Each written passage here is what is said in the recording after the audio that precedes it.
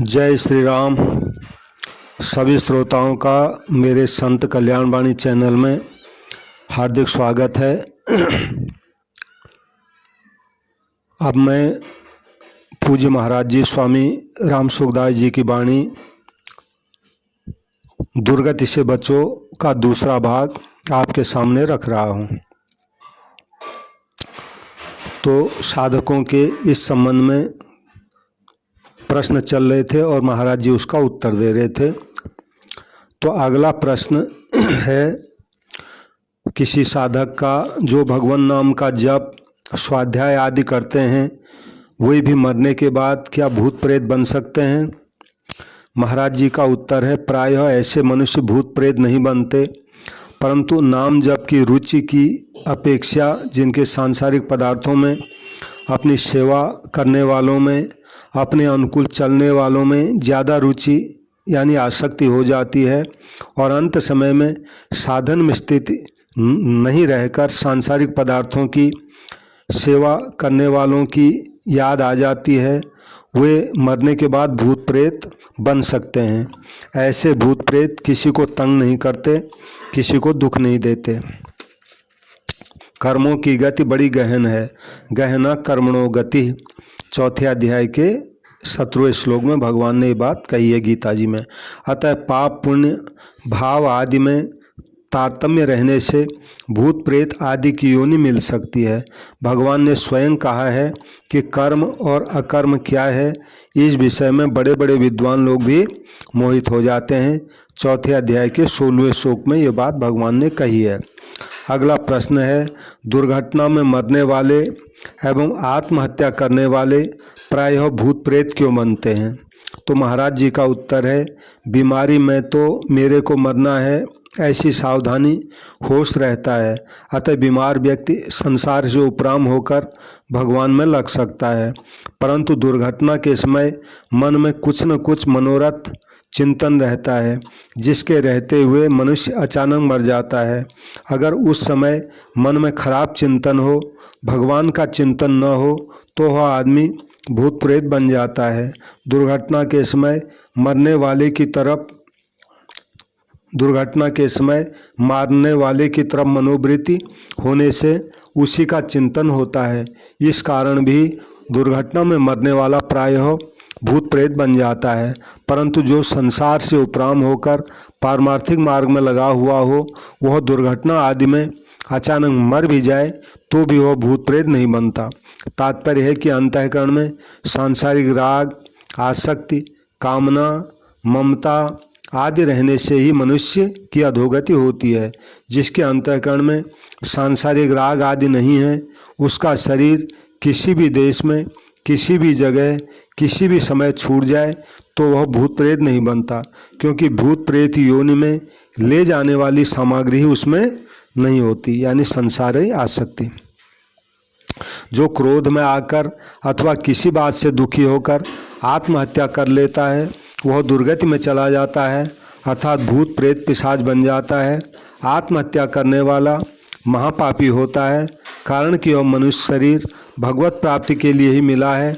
अतः भगवत प्राप्ति न करके अपने ही हाथ से मनुष्य शरीर को खो देना बड़ा भारी पाप है, अपराध है और दुराचार है।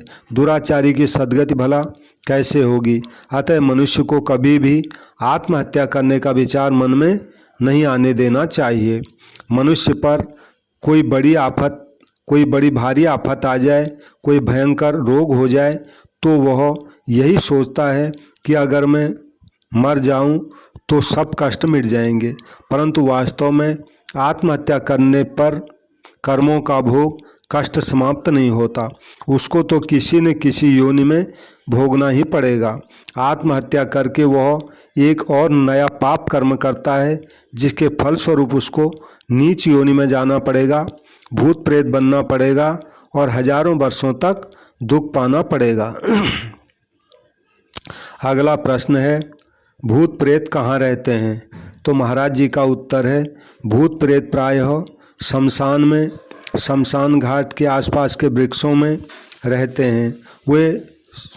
वे सरोवर के किनारे रहते हैं, लेकिन वे सरोवर का पानी नहीं पी सकते, पर जल की ठंडी हवा उनको अच्छी लगती है, उससे उनको सुख मिलता है। पीपल के वृक्ष का स्वभाव सबको आश्रय देने का होने से उसकी छाया में भी भूत प्रेत रहते हैं। कोई उनके नाम से छतरी बनवा देता है तो वे उस छतरी के भीतर रहते हैं।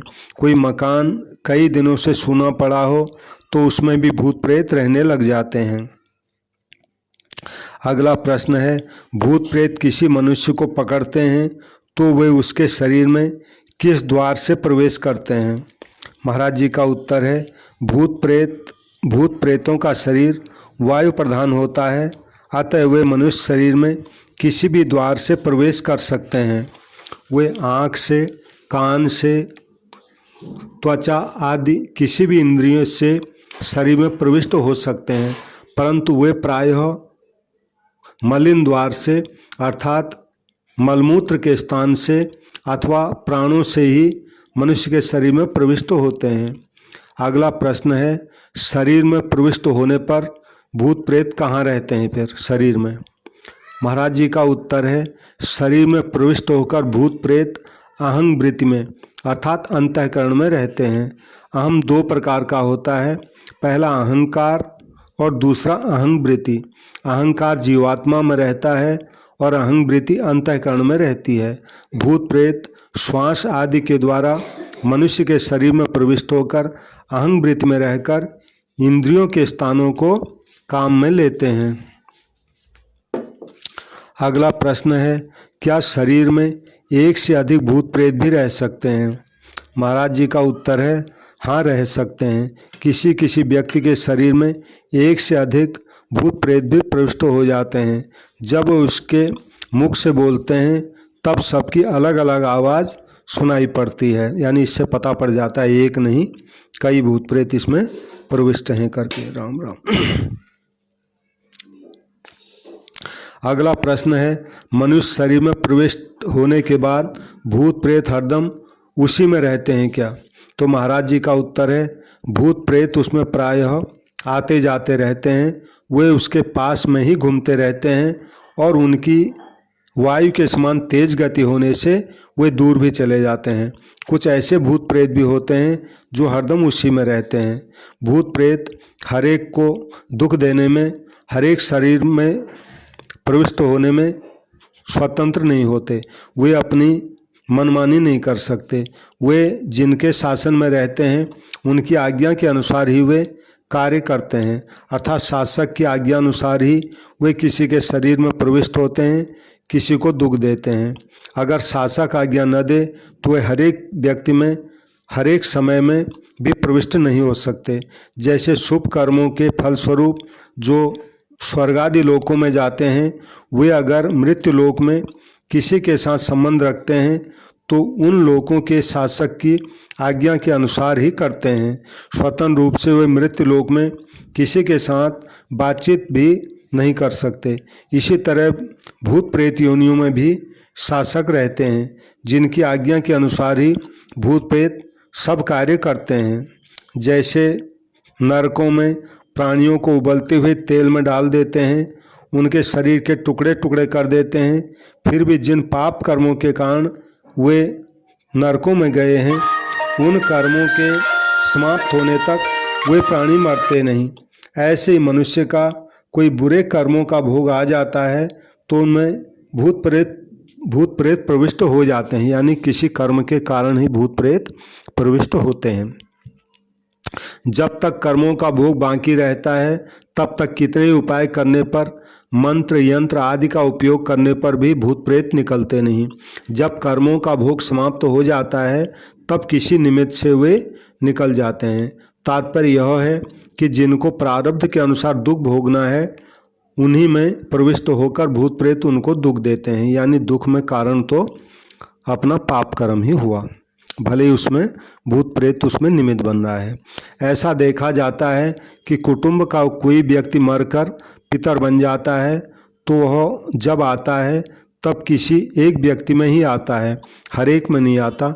इससे पता लगता है कि जिसके साथ पुराना ऋणानुबंध होता है उसी में पितर आते हैं। इसी तरह भूत प्रेत भी उसी में आते हैं जिसके साथ पुराना ऋणानुबंध है, यानी कुछ जिससे कुल लेना देना होता है, बाकी रह गया। यानी भूत प्रेत मनुष्य की आयु रहते हुए उसको नहीं मार सकते, उसकी आयु समाप्त होने पर ही वे उसको मार सकते हैं। इस विषय में हमने एक बात सुनी है। लगभग 100 वर्ष पुरानी राजस्थान की घटना है। कुछ मुसलमान गायों को कसाई खाने में ले जा रहे थे। वहाँ के राजा को इसकी खबर मिली तो उसने अपने सिपाहियों को भेजा। सिपाहियों ने उन मुसलमानों को मारकर गायें छुड़ा ली। उनमें से एक मुसलमान मरकर जिन्न बन गया और वहाँ के राजा के पीछे लग गया। राजा ने बहुत उपाय किए लेकिन उस जिन्न ने उसको नहीं छोड़ा। जिन्न कहता था कि मैं एक आदमी की बलि लेकर ही जाऊंगा। आखिर एक ठाकुर ने कहा कि मैं अपनी बलि देने के लिए तैयार हूँ। जिन्न ने राजा को छोड़ दिया और तुरंत उस ठाकुर को मार दिया। ठाकुर के इच्छा अनुसार उसके शव को शमशान भूमि में ले जाने से पहले उसके गुरु के पास ले जाया गया। जब लोग ठाकुर के शव को उसके गुरुजी के चारों तरफ घुमाकर परिक्रमा दिलाकर ले जाने लगे, तब गुरु के पास बैठे एक दूसरे संत ने कहा कि शव खाली जा रहा है, कुछ देना चाहिए। गुरु बोले कि कुछ कर नहीं सकते, इसकी आयु पूरी हो गई है। फिर विचार करके दोनों संतों ने अपनी आयु में से 12 वर्ष की आयु देकर ठाकुर को जीवित कर दिया। तात्पर्य है कि राजा की आयु पूरी नहीं हुई थी, इसलिए जिन्न उसको मार नहीं सका, परंतु ठाकुर की आयु पूरी हो चुकी थी, अतः जिन्न ने उसको मार दिया। यानी जब तक समय है तब तक किसी भी प्रकार से कोई नहीं मार सकता, ये मतलब हुआ। अगला प्रश्न है, मृगी रोग वाले और प्रेत बाधा वाले मनुष्यों के लक्षण प्रायः एक समान दिखते हैं, अतः उन दोनों की अलग अलग पहचान कैसे हो? महाराज जी का उत्तर है, मृगी रोग वाले व्यक्ति को तो मूर्छा होती है, पर प्रेत बाधा वाले व्यक्ति को प्रायः मूर्छा नहीं होती, वह कुछ न कुछ बकता रहता है। मृगी रोग वाले व्यक्ति में तो एक ही जीवात्मा रहती है, पर प्रेत बाधा वाले व्यक्ति में जीवात्मा के साथ वो प्रेत आत्मा भी रहती है, जो उस व्यक्ति को कई तरह से दुख देती है, तंग करती है। मृगी रोग वाला व्यक्ति तो दवा से ठीक हो जाता है, पर प्रेत बाधा वाला व्यक्ति दवा से ठीक नहीं होता। अगला प्रश्न है, जो भूत प्रेत की बाधा को दूर किया करते हैं, ऐसे तांत्रिकों की मरने के बाद क्या गति होती है? महाराज जी का उत्तर है, भूत प्रेत की बाधा दूर करने वाले तांत्रिक भी मरने के बाद प्रायः भूत प्रेत ही बनते हैं। इसके अनेक कारण हैं, जैसे पहला, भूत प्रेत को निकालने वाले तांत्रिकों की विद्या प्रायः मलिन होती है, उनका खान पान एवं चिंतन भी मलिन होता है। उस मलिनता के कारण उनकी दुर्गति होती है, अर्थात वे मरने के बाद प्रेत योनि में चले जाते हैं। दूसरा, भूत प्रेत किसी के शरीर में प्रविष्ट होते हैं तो उसको वहाँ सुख मिलता है, खाने पीने के लिए अच्छे पदार्थ मिलते हैं, अतः वहाँ से निकलना नहीं चाहते, परंतु तांत्रिक लोग मंत्रों के द्वारा उनको जबरदस्ती निकालते हैं और मदिरा की बोतल में बंद करके उसको जमीन में गाड़ देते हैं अथवा किसी वृक्ष में कीलित कर देते हैं, जहाँ वे सैकड़ों वर्षों तक भूखे प्यासे रहकर महान दुख पाते रहते हैं। उनको इस प्रकार दुख देना बड़ा भारी पाप है, क्योंकि किसी भी जीव को दुख देना पाप है। अतः उस पाप के फलस्वरूप वे तांत्रिक मरने के बाद प्रेत योनि में चले जाते हैं, यानी अपने दुख, दूसरे को दुख देने का फल ही उनको मिला। तीसरा है, भूत प्रेत को निकालने वाले तांत्रिकों में प्रायः दूसरों के हित की भावना नहीं होती, वे केवल पैसों के लोभ से ही इस कार्य में प्रवृत्त होते हैं। वे ठगाई और चालाकी भी करते हैं, इस कारण भी उनको मरने के बाद भूत प्रेत बनना पड़ता है। अगर तांत्रिकों में निस्वार्थ भाव से सबका हित करने की, उपकार करने की भावना हो, अर्थात जिसको भूत प्रेत ने पकड़ा हो उस व्यक्ति को सुखी करने की और भूत प्रेत को निकालकर उसकी गया श्राद्ध आदि के द्वारा सद्गति करने की भावना हो, चेष्टा हो, तो ऐसे में वो भूत प्रेत नहीं बन सकते। जिनमें सबके हित की भावना है उनकी कभी दुर्गति नहीं हो सकती। भगवान ने कहा है, जो संपूर्ण प्राणियों के हित में रत रहते हैं वे मेरे को ही प्राप्त होते हैं। गीता जी का श्लोक है 12वें अध्याय का 4था श्लोक, ते प्राप्नुवन्ति मामेव सर्वभूत हिते रता, यानी वो मुझे ही प्राप्त होते हैं जो सबकी भलाई में लगे रहते हैं। अगला प्रश्न है, भूत प्रेतों को बोतल में बंद करने, कीलित करने आदि में उन भूत प्रेतों के कर्म कारण है या बंद करने वाले उसमें कारण है? उत्तर है महाराज जी का, मुख्य रूप से उनके कर्म ही कारण है। उनका कोई ऐसा पाप कर्म आ जाता है जिसके कारण वे पकड़ में आ जाते हैं। अगर उनके कर्म न हो तो ये किसी की पकड़ में नहीं आ सकते, परंतु जो उनको कीलित आदि करने में निमित्त बनता है वे बड़ा भारी पाप करते हैं। अतः मनुष्य को भूत प्रेतों के बंधन कीलन में निमित्त बनकर पाप का भागी नहीं होना चाहिए। हाँ, उनके उद्धार के लिए उनके नाम से भागवत सप्ताह, गया श्राद्ध, भगवान नाम का जप आदि करना चाहिए, अथवा वे भूत प्रेत अपनी मुक्ति का उपाय जो उपाय बताएं उस उपाय को करना चाहिए। इस प्रकार प्रेत आत्माओं की सद्गति सद्गति करता और कराता है उसको बड़ा भारी पुण्य होता है, एवं वे दुखी प्रेत आत्मा भी प्रेत योनि से छूटने पर उसको आशीर्वाद देते हैं। अगला प्रश्न है, भूत प्रेतों को कीलित करने वाले तांत्रिक तो उनके कर्मों का फल भुगताने में सहायक ही बनते हैं, तो फिर उनको पाप क्यों लगता है? महाराज जी का उत्तर है, वे जिनको कीलित कर देते हैं, जमीन में गाड़ देते हैं, उन भूत प्रेतों का तो यह कर्मफल भोग है, पर उनको कीलित करने वालों का यह नया पाप कर्म है जिसका दंड उनको आगे मिलेगा। जैसे कोई जानवर को मारता है तो जानवर अपनी मृत्यु आने से ही मरता है, उसकी मृत्यु आए बिना कोई उसको नहीं मार सकता, परंतु उसको मारने वाला नया पाप करता है, क्योंकि वह लोभ, कामना, स्वार्थ आदि को लेकर ही उसको मारता है। जब कामना आदि को लेकर किया हुआ शुभ कर्म भी बंधन का कारण बन जाता है, तो फिर जो कामना आदि को लेकर अशुभ कर्म करता है वह तो पाप से बधेगा ही। तात्पर्य है कि किसी को दुख देना, तंग करना, मारना आदि मनुष्य का कर्तव्य नहीं है, प्रत्युत अकर्तव्य है। अकर्तव्य में मनुष्य कामना को लेकर ही प्रवृत्त होता है। ये बात तीसरे अध्याय के 37वें श्लोक में भगवान ने कही है गीता जी में। अतः मनुष्य को कामना, स्वार्थ आदि का त्याग करके सबके हित के लिए ही उद्योग करते रहना चाहिए। अगला प्रश्न है, जिन भूत प्रेतों को बोतल में बंद कर दिया गया है, कीलित कर दिया गया है, यानी पेड़ में कील ठोक के वहीं पर उनको रख दिया है, वे कब तक वहाँ जकड़े रहते हैं? उत्तर है महाराज जी का, मंत्रों की शक्ति की भी एक सीमा होती है, उनकी भी एक उम्र होती है। उम्र पूरी होने पर जब मंत्रों की शक्ति समाप्त हो जाती है अथवा प्रेत योनि की अवधि उम्र पूरी हो जाती है, तब वे भूत प्रेत वहाँ से छूट जाते हैं।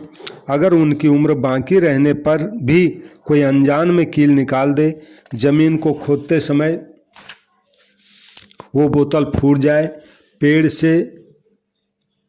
पेड़ के गिरने से बोतल फूट जाए, तो वे भूत प्रेत वहाँ से छूट जाते हैं और अपने स्वभाव के अनुसार पुनः दूसरों को दुख देने लग जाते हैं। अगला प्रश्न है, अगर कोई पेड़ में गड़ी हुई कील को निकाल दे, जमीन में गड़ी हुई बोतल को फोड़ दे, तो उसमें बंद भूत प्रेत उसको पकड़ेंगे तो नहीं? महाराज जी का उत्तर है, वहाँ से छूटने पर भूत प्रेत उसको पकड़ सकते हैं। अतः हर एक आदमी को ऐसा काम नहीं करना चाहिए। जो भगवान के परायण हैं, जिनको भगवान का सहारा है, हनुमान जी का सहारा है, वे अगर भूत प्रेत को वहाँ से मुक्त कर दें तो भूत प्रेत उनका कुछ भी नहीं बिगाड़ सकते। प्रत्युत उनके दर्शन से उन भूत प्रेत का भी उद्धार हो जाता है। संत महापुरुषों ने बहुत से भूत प्रेतों का उद्धार किया है। अगला प्रश्न है, कुछ तांत्रिक लोग भूत प्रेतों को अपने बस में करके उनसे अपने घर का, अपने खेत का काम कराते हैं, तो ऐसा करना उचित है या अनुचित? महाराज जी का उत्तर है, किसी भी जीव को परवश करना मनुष्य के लिए उचित नहीं है। हाँ, जैसे किसी मनुष्य को मजदूरी देकर उससे काम कराते हैं, ऐसे भूत प्रेतों को खुराक देकर उनको प्रसन्न करके उनसे काम कराने में कोई दोष नहीं है। परंतु पारमार्थिक साधन में लगे हुए साधक को ऐसा नहीं करना चाहिए। ऐसा काम वही लोग कर सकते हैं जो संसार में रचे पचे रहना चाहते हैं। अगला प्रश्न है, भूत प्रेतों को खुराक कैसे मिलती है, वे कैसे तृप्त होते हैं? तो महाराज जी का उत्तर है, भूत प्रेतों का शरीर वायु प्रधान होता है, अतः इत्र आदि सुगंधित वस्तुओं को सूंघकर उनको खुराक मिल जाती है और वे बड़े प्रसन्न हो जाते हैं। उनके निमित्त किसी ब्राह्मण को अथवा अपनी बहन, बेटी या भांजी को बढ़िया बढ़िया मिठाई खिलाने से उनको खुराक मिल जाती है। 10-12 वर्ष का एक बालक जल में डूबकर मर गया और प्रेत बन गया। वह अपनी बहन में आया करता और अपना दुख सुनाया करता था। एक दिन वह अपनी बहन में आकर बोला कि मैं बहुत भूखा हूँ। तब उसके परिवार वालों ने उसके नाम से एक ब्राह्मण को भोजन कराया। जब ब्राह्मण भोजन करने लगा, तब जैसे भोजन करते समय मनुष्य का मुख खिलता है, वैसे ही दूसरे कमरे में बैठी उस प्रेत की बहन का भी मुख खिलने लगा, यानी मानो वही भोजन खा रही है। जब ब्राह्मण ने भोजन कर लिया, तब वह प्रेत बहन के मुख से बोला कि अब मेरी तृप्त हो गई। अतः प्रेत आत्मा के नाम से शुद्ध पवित्र ब्राह्मण को भोजन कराने से वह भोजन उसको मिल जाता है। पास में ही तालाब है, नदी बह रही है, उसके जल को प्रेत देखते भी हैं, पर वे उस जल को पी नहीं सकते, प्यासे ही रहते हैं। स्नान के बाद प्रेत के नाम से अथवा अज्ञात नाम वाले प्रेतात्माओं को जल मिल जाता है। इस भाव से गीली धोती को किसी स्थान पर निचोड़ दिया जाए तो प्रेत उस जल को पी लेते हैं, यानी वे नदी का जल नहीं पीते। नहाए हुए जो तौलिया आदि होता है उसको कोई प्रेत के नाम से निचोड़ दे तो उसको वो जल मिल लेता है, यानी उसको पी लेता है। और इसके अलावा शौच से बचा हुआ जल कांटेदार वृक्ष पर अथवा आग के पौधे पर डाल दिया जाए तो उस जल को भी प्रेत पी लेते हैं और तृप्त हो जाते हैं, यानी गंदा जल पी लेने से उनकी तृप्ति हो जाती है, अच्छा पी नहीं सकते। तुलसीदास जी महाराज शौच जाते थे तो बचा हुआ जल प्रतिदिन यूं ही एक कांटे वाले पेड़ पर डाल दिया करते थे। तुलसीदास जी महाराज जी के जीवन की घटना है। उस पेड़ में एक प्रेत रहता था जो उस अशुद्ध जल को पी लेता था। एक दिन वह प्रेत तुलसीदास जी के सामने प्रकट होकर बोला, मैं बहुत प्यासा मरता था, तुम्हारे जल से अब मैं बहुत तृप्त हो गया हूँ, तुम मेरे से जो मांगना चाहो मांग लो। तुलसीदास जी महाराज को भगवान के दर्शन की लगी हुई थी, अतः उन्होंने कहा, अगर तुम मेरे लिए कुछ कर सकते हो तो मेरे को भगवान राम जी के दर्शन करा दो। प्रेत ने कहा, दर्शन तो मैं नहीं करा सकता, लेकिन दर्शन का उपाय बता सकता हूँ। तुलसीदास जी ने कहा, चलो ठीक है, उपाय ही बता दो। उसने कहा, अमुक स्थान पर रात में रामायण की कथा होती है, वहाँ पर कथा को सुनने के लिए हनुमान जी आया करते हैं, तुम उनके पैर पकड़ लेना, वे तुमको भगवान राम जी के दर्शन करा देंगे। तुलसीदास जी ने कहा, वहाँ तो बहुत से लोग आते होंगे, उनमें से मैं हनुमान जी को कैसे पहचानूं? प्रेत ने कहा, हनुमान जी कोड़ी का रूप धारण करके और मैले कुचेले कपड़े पहनकर आते हैं तथा कथा समाप्त होने पर सबके चले जाने के बाद अंत में जाते हैं। तो तुलसीदास जी महाराज जी ने वैसा ही किया, तो उनको हनुमान जी के दर्शन हुए और हनुमान जी ने उनको भगवान राम के दर्शन करा दिए। तुलसी नफा पिछान ये, भला बुरा क्या काम, प्रेत से हनुमत मिले, हनुमत से श्री राम। ये तुलसीदास जी ने बाद में इस बात का खुलासा खुद किया। तो प्रेतों के नाम से पिंड पानी दिया जाए, ब्राह्मणों को छाता आदि दिया जाए तो वे वस्तुएं प्रेत को मिल जाती हैं। परंतु जिसके नाम से छाता आदि दिया जाए उसके साथी प्रेत अगर प्रबल होते हैं तो बीच में ही छाता आदि उससे छीन लेते हैं, उसको मिलने ही नहीं देते। अतः बड़ी सावधानी से उनके नाम से ही उसके निमित्त ही पिंड पानी आदि दें तो सामग्री उसको मिल जाती है। यानी पिंड पानी कोई वस्तु आदि उनके नाम से दिया जाए तो उनका नाम लेकर, पिता का नाम लेकर, अपना नाम लेकर, स्थान का नाम ऐसे दिया जाए तो उसको मिल जाती है, फिर उसको कोई दूसरा छीन नहीं सकता। ये मतलब है सावधानी का। अगला प्रश्न है, भूत प्रेत की बाधा को दूर करने के क्या उपाय हैं? महाराज जी का उत्तर है, प्रेत बाधा को दूर करने के अनेक उपाय हैं। जैसे पहला उपाय है, शुद्ध पवित्र होकर सामने धूप जलाकर पवित्र आसन पर बैठ जाएं, हाथ में जल का लोटा लेकर नारायण कवच यानी श्रीमद् भागवत स्कंद 6 अध्याय 8 में जो नारायण कवच आया है उसका पूरा पाठ करके लोटे पर फूंक मार दें। यानी लोटे में जो पानी भरा है उसका पाठ करके, नारायण कवच का पाठ पूरा करके उसको फूंक मार दें उस पानी में। इस तरह कम से कम उसका 21 पाठ करें और प्रत्येक पाठ के अंत में लोटे पर फूंक मारता रहे। फिर उस जल को प्रेत बाधा वाले व्यक्ति को पिला दें और कुछ जल उसके शरीर पर भी छिड़क दें, तो ऐसे प्रेत बाधा दूर हो जाती है। दूसरा उपाय है, गीता प्रेस से प्रकाशित राम रक्षा स्तोत्र को उसमें दी हुई विधि से सिद्ध कर लें। फिर राम रक्षा स्तोत्र का पाठ करते हुए प्रेत बाधा वाले व्यक्ति को मोर पंखों से झाड़ा दें। यानी पाठ करते रहें, मोर पंख से उसको झाड़ा भी दे दें, ये मतलब हुआ। तीसरा है, शुद्ध पवित्र होकर हनुमान चालीसा के 7, 21 या 108 बार पाठ करके जल को अभिमंत्रित करें। फिर उस जल को प्रेत बाधा वाले व्यक्ति को पिला दें तो प्रेत बाधा से मुक्त हो जाएगा।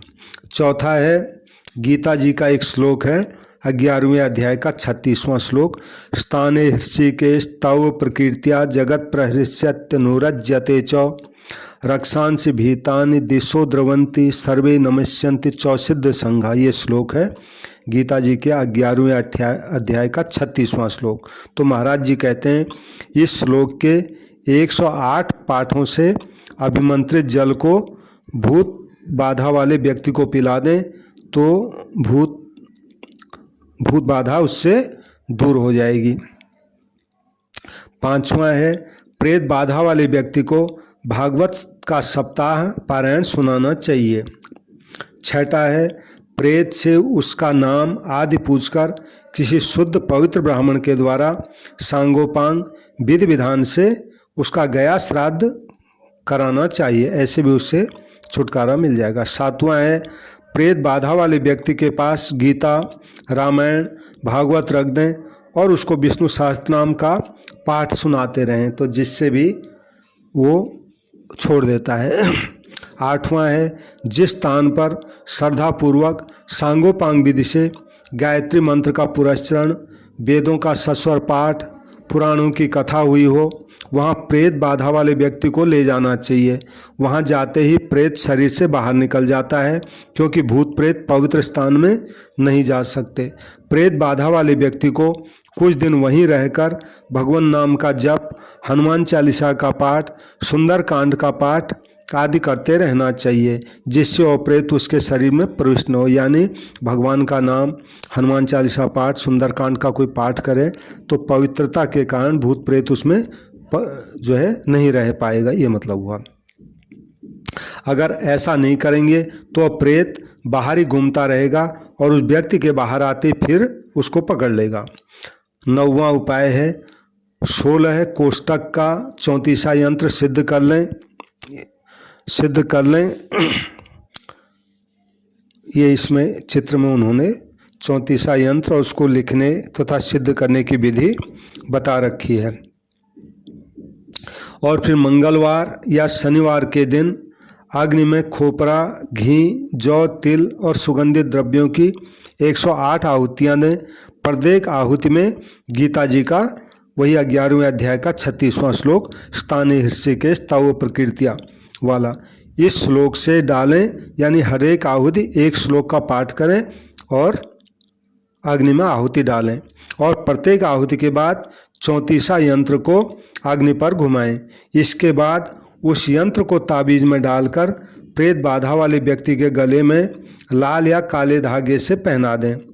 श्रद्धा विश्वासपूर्वक, अब महाराज जी कहते हैं, श्रद्धा विश्वासपूर्वक इन उपरोक्त जो उपाय बताए हैं इनमें से कोई एक उपाय करने से प्रेत बाधा दूर हो सकती है। इस तरह के अनुष्ठानों में प्रारब्ध के बलाबल का भी प्रभाव पड़ता है। अगर प्रारब्ध की अपेक्षा अनुष्ठान बलवान हो तो पूरा लाभ होता है, अर्थात कार्य सिद्ध हो जाता है, परंतु अनुष्ठान की अपेक्षा प्रारब्ध बलवान हो तो थोड़ा ही लाभ होता है, पूरा लाभ नहीं होता। अगला प्रश्न है, ब्रह्म राक्षस यानी जिन्न से छुटकारा पाने का क्या उपाय है? महाराज जी उत्तर दे रहे हैं, कौ यानी पहला उपाय, जो भगवान के भजन में तत्परता से लगे हुए हैं, साधन में जिनकी अच्छी स्थिति है, जिनमें भजन स्मरण का जोर है, उन साधकों के पास जाने से ब्रह्म राक्षस भाग जाते हैं, क्योंकि भागवती शक्ति के सामने उनकी शक्ति काम नहीं करती। खौ है, अगर ब्रह्म राक्षस से ग्रस्त व्यक्ति किसी सिद्ध महापुरुष के पास चला जाए तो वह व्यक्ति उस ब्रह्म राक्षस से छूट जाता है और उस ब्रह्म राक्षस का भी उद्धार हो जाता है, यानी उनके दर्शन मात्र से ही ये काम हो जाता है। गौ, अगर ब्रह्म राक्षस गया श्राद्ध कराना स्वीकार कर ले तो उसके नाम से गया जी में जा कर के गया श्राद्ध कराना चाहिए, इससे उसकी सद्गति हो जाएगी। अगला प्रश्न है, भूत प्रेत किन लोगों के पास नहीं आते? उत्तर, भूत प्रेतों का बल उन्हीं मनुष्यों पर चलता है जिनके साथ पूर्व जन्म का कोई लेन देन का संबंध रहा है, अथवा जिनका प्रारब्ध खराब आ गया है, अथवा जो भगवान के पारमार्थिक मार्ग में नहीं लगे हैं, अथवा जिनका खान पान अशुद्ध है, शौच स्नान आदि में शुद्धि नहीं रखते, अथवा जिनके आचरण खराब हैं, जो भगवान के परायण हैं, भगवान नाम का जप कीर्तन करते हैं, भगवत कथा सुनते हैं, खान पान शौच स्नान आदि में शुद्धि रखते हैं, जिनके आचरण शुद्ध हैं, उनके पास भूत प्रेत प्रायः नहीं आ सकते, यानी पवित्र जगह वो नहीं आ सकते। जो नित्य प्रति श्रद्धा से गीता, भागवत, रामायण आदि सद्ग्रंथों का पाठ करते हैं, उनके पास भी भूत प्रेत नहीं जाते। परंतु कोई भूत प्रेत ऐसे होते हैं जो स्वयं गीता, रामायण आदि का पाठ करते हैं। ऐसे भूत प्रेत पाठ करने वालों के पास जा सकते हैं, पर उनको दुख नहीं दे सकते, यानी उनका पुराना स्वभाव है। अगर ऐसे भूत प्रेत गीता आदि का पाठ करने वालों के पास आ जाएं, तो उनका अपमान नहीं करना चाहिए, क्योंकि निरादर करने से वे नाराज हो जाते हैं, चिढ़ जाते हैं। जो रोज गंगा जल का चरणामृत लेता है, उनके पास भी भूत प्रेत नहीं आते। हनुमान चालीसा अथवा विष्णु सहस्त्र नाम पाठ करने वालों के पास भी भूत प्रेत नहीं आते। एक बार दो सज्जन बैलगाड़ी पर बैठकर दूसरे गांव जा रहे थे। रास्ते में गाड़ी के पीछे एक पिशाच यानी प्रेत लग गया। उसको देखकर दोनों सज्जन डर गए। उनमें से एक सज्जन ने विष्णु सहस्त्र नाम का पाठ शुरू कर दिया। जब तक दूसरे गांव की सीमा नहीं आई, तब तक वह पिशाच गाड़ी के पीछे पीछे ही चलता रहा। सीमा आते ही वह अदृश्य हो गया। इस तरह विष्णु सहस्त्र नाम के प्रभाव से वह गाड़ी पर आक्रमण उन पर नहीं कर सका। और जिसके गले में तुलसी, रुद्राक्ष अथवा बद्ध पारद की माला होती है, उसका भूत प्रेत स्पर्श नहीं कर सकते। एक सज्जन प्रातः लगभग 4 बजे घोड़े पर बैठकर किसी आवश्यक काम के लिए किसी दूसरे गांव जा रहे थे। ठंडी के दिन थे। सूर्योदय होने में लगभग 1.5 घंटे की देरी थी। जाते जाते वे ऐसे स्थान पर पहुंचे जो इस बात के लिए प्रसिद्ध था कि वहां भूत प्रेत रहते हैं। वहां पहुंचते ही उनके सामने अचानक एक प्रेत पेड़ जैसा लंबा रूप धारण करके रास्ते में खड़ा हो गया। घोड़ा बिजक जाने से वे सज्जन घोड़े से गिर पड़े। उनके दोनों हाथों में मोच आ गई, पर वे सज्जन बड़े निर्भय थे, अतः पिशाच से डरे नहीं। जब तक सूर्योदय नहीं हुआ, तब तक वह पिशाच उनके सामने ही खड़ा रहा, पर उसने उन पर आक्रमण नहीं किया, उनका स्पर्श नहीं किया, क्योंकि उनके गले में तुलसी की माला थी। सूर्योदय होने पर पिशाच अदृश्य हो गया और वे सज्जन पुनः घोड़े में बैठकर अपने घर वापस आ गए। सूर्यास्त से लेकर आधी रात तक तथा मध्याह्न के समय भूत प्रेतों में ज़्यादा बल रहता है, उनका ज़्यादा जोर चलता है। यह सबके अनुभव में भी आता है। रात और मध्याह्न के समय शमशान आदि स्थानों में जाने से जितना भय लगता है उतना भय सवेरे संध्या के समय नहीं लगता। अगर रात्रि अथवा मध्याह्न के समय किसी एकांत निर्जन स्थान पर जाना पड़े और वहाँ पीछे से कोई प्रेत पुकारे अथवा मैं आ जाऊं ऐसा कहे तो उसके उत्तर में कुछ नहीं बोलना चाहिए। प्रत्युत चलते चलते भगवान नाम जप, कीर्तन, विष्णु सहस्त्र नाम का पाठ, हनुमान चालीसा, गीता आदि का पाठ शुरू कर देना चाहिए। उत्तर नहीं मिलने से वह प्रेत वहीं पर रह जाएगा। अगर हम उत्तर दे देंगे हाँ आ जा ऐसा कहेंगे तो प्रेत हमारे पीछे लग जाएगा। जहाँ प्रेत रहते हैं वहाँ पेशाब आदि करने से भी वे पकड़ लेते हैं, क्योंकि उनके स्थान पर पेशाब करना उनके प्रति अपराध है। अतः मनुष्य को जहाँ कहीं भी पेशाब नहीं करना चाहिए।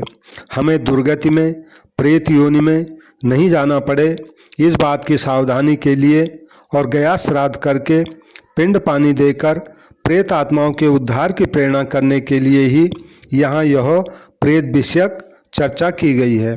सांसारिक भोग और ऐश्वर्य की कामना वाले मनुष्य अपने अपने इष्ट के पूजन आदि में तत्परता से लगे रहते हैं और इष्ट की प्रसन्नता के लिए सब काम करते हैं, परंतु भगवान के भजन ध्यान में लगने वाले जिस तत्व को प्राप्त होते हैं उसको प्राप्त न होकर वे बार बार सांसारिक तुच्छ भोगों को और नरकों तथा 84 लाख योनियों को प्राप्त होते हैं।